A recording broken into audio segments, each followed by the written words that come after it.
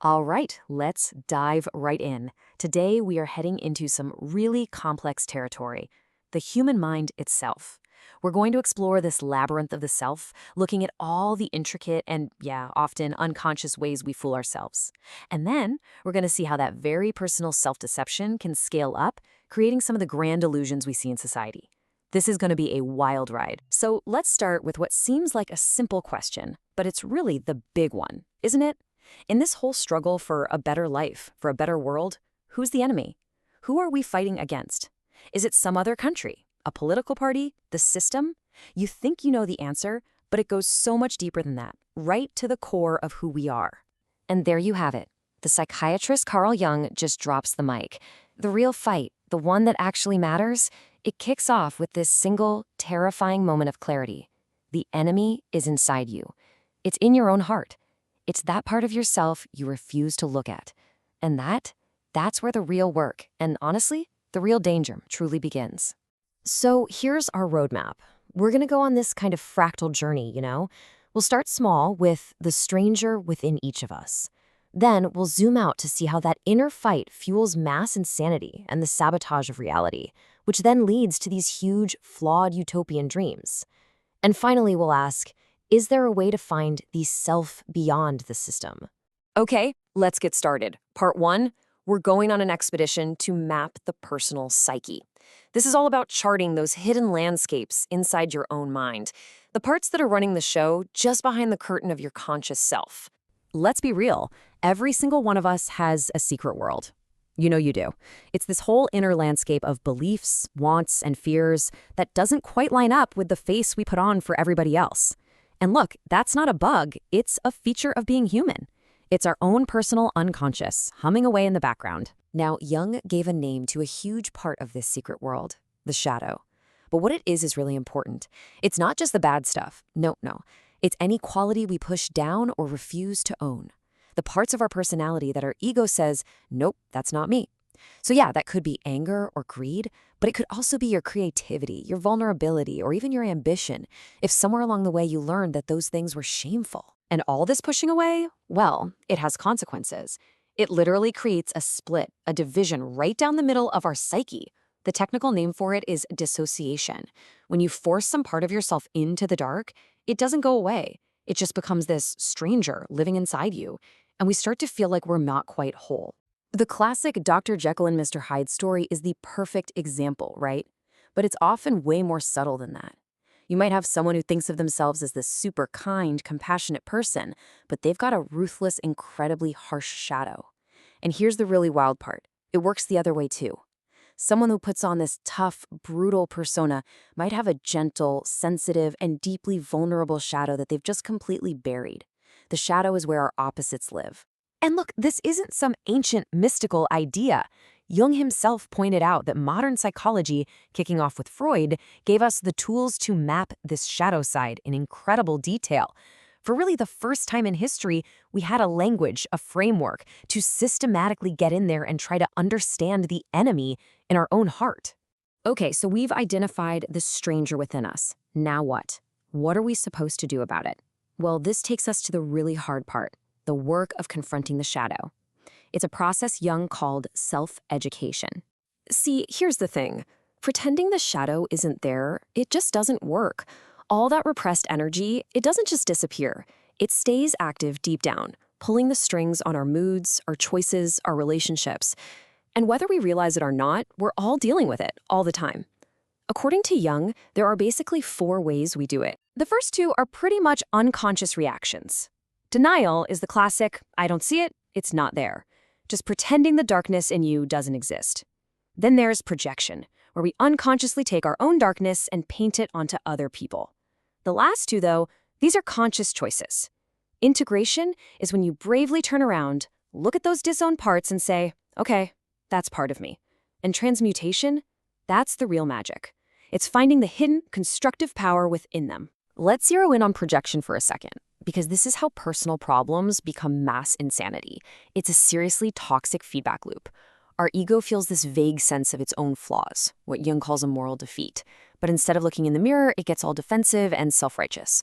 We start seeing our own hidden faults in everyone else. And this whole cycle of blame just makes us feel even more insecure, which, you guessed it, makes us project even harder. But now, here is a crucial twist. The shadow is not just a dumpster for our worst traits. It can also hold our repressed strengths, our creativity, our raw life force, all these amazing positive qualities we were taught to bury. Think about the person who was pushed into a sensible career but had to kill their passion for art. That passion is now in their shadow. Jungians have a beautiful name for this, the gold in the shadow. So doing this work isn't just about facing your demons, it's also about reclaiming your lost treasure. So what happens when this whole mechanism of projection, this cycle of blame and feeling superior, isn't just happening in one person, but in millions of people all at once? This is where we zoom out from the individual mind and watch as personal demons go public. I mean, look at this. Jung uses a massive political reality to make a psychological point. He saw the Iron Curtain as way more than just a border. It was a symbol for a split in the world's psyche. Each side was projecting its shadow onto the other, seeing them as pure evil, while seeing themselves as totally good. This was collective projection on a global scale. The whole world was split, just like a single neurotic person. So how does this collective projection get organized and supercharged? The philosopher Nick Land gives us a really powerful metaphor. He says ideologies are like the tracks for mass insanity.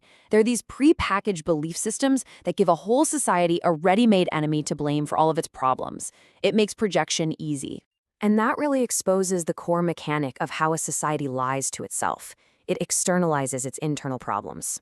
Instead of looking in the mirror and dealing with its own failures, its own contradictions, its own shadow, a society just finds a scapegoat. It creates an enemy, an other, to carry the weight of everything it hates about itself.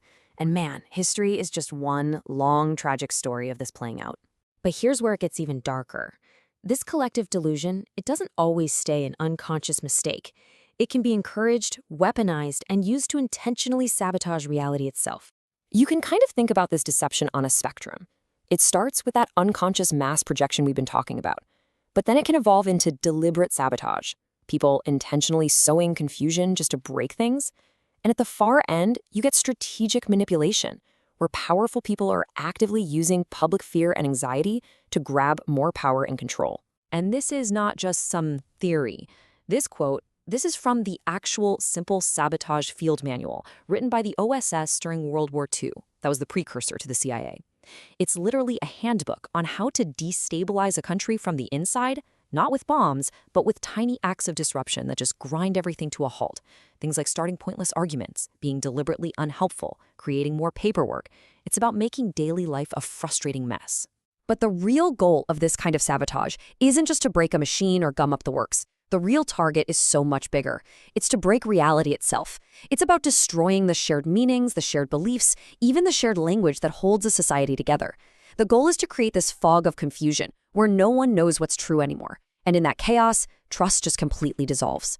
And this broken reality becomes a playground for manipulative personalities. People with those dark triad traits, narcissism, Machiavellianism, psychopathy. They thrive in this kind of chaos. They find the gaps in the public story, these memory holes and story holes, and they just pour their own self-serving lies right into them, taking advantage of everyone's confusion. So this brings us to the final, and maybe the grandest, scale of self-deception. What happens when a whole society tries to build a perfect world by just pretending the shadow doesn't exist at all? This is the utopian dream, right? And it is the ultimate act of denial. It's the belief that we can legislate or engineer or code away all the darkness, all the suffering, all the imperfection of being human.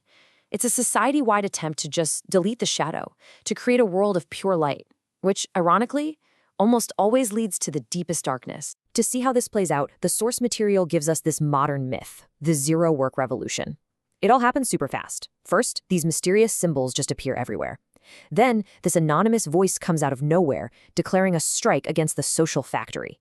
And it all leads up to the system update of 2027, a massive, coordinated hack that tries to force a more equitable world into existence. And this is their mission statement. They're not asking for change. They're not working within the system. They claim they are the new system. We are law, they say, the law of the network, the law of the swarm. I mean, that is just an incredible act of hubris. It's the belief that you can replace all the messy, flawed systems of humanity with a perfect piece of code. But the whole story of Zero Work is built around this one fundamental truth, a fatal flaw in their perfect code. It's that timeless warning: all power will eventually and always corrupt absolutely. The very act of trying to force perfection onto the world is itself a corrupting act. Jung actually had a name for this state of mind. He called it inflation.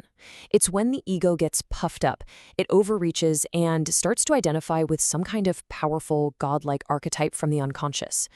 The person or the group develops a god complex. They genuinely believe they have the right and the power to remake the world. And that is a very, very dangerous place to be. And wow, this quote just nails it, doesn't it? It perfectly captures the essence of the Zero Work Project, and really any of these grand utopian plans.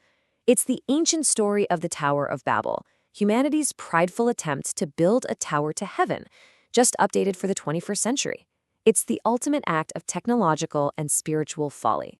So, if trying to get rid of the shadow only leads to delusion and tyranny, what's the alternative? Well, in this final section, we're going to turn away from dissecting the problem and start looking at the path toward becoming whole. The logic is pretty simple when you think about it. If the problem is splitting yourself in two, repressing the shadow, then the solution can't be more repression. It has to be the exact opposite.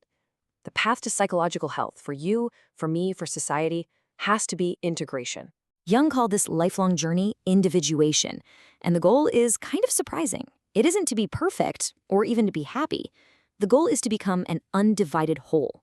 It's this long, patient, difficult process of getting the conscious you and the unconscious you to finally shake hands, to learn to live with each other, and maybe even help each other out. A guy like the poet and artist William Blake is such a perfect example of this. He lived during the Age of Reason, but he fought against what he called the mind-forged manacles of a world that was only about logic. His entire life's work, his art and his poetry, was this incredible attempt to unite the great opposites, reason and imagination, heaven and hell, innocence and experience, into a bigger, more complete vision of reality. And this is the part we have to get right. This process, individuation, it's not a quest for moral purity. It is not about chopping off the bad parts of yourself so you can become some kind of saint. It's about becoming whole. And wholeness, by definition, has to include the darkness. It means finally accepting the enemy in your own heart. You know, across cultures and all through history, humans have made symbols to represent this idea of being whole. This is a mandala, an ancient symbol of the self. It represents the totality of the mind, the union of all those opposites, light and dark, masculine and feminine, conscious and unconscious, all of them balanced inside one unifying circle. It's like a map of the integrated soul. So we end up right back where we started. But now, the question feels different. If our political systems, our ideologies, our grand utopian dreams, and our worst dystopian nightmares, if all of them are, at their root, just projections of our own inner conflicts, projections of our own split minds, then what does it really mean to change the world? Maybe the most revolutionary thing you can do isn't to fight the enemy out there, but to finally turn around and face the one inside.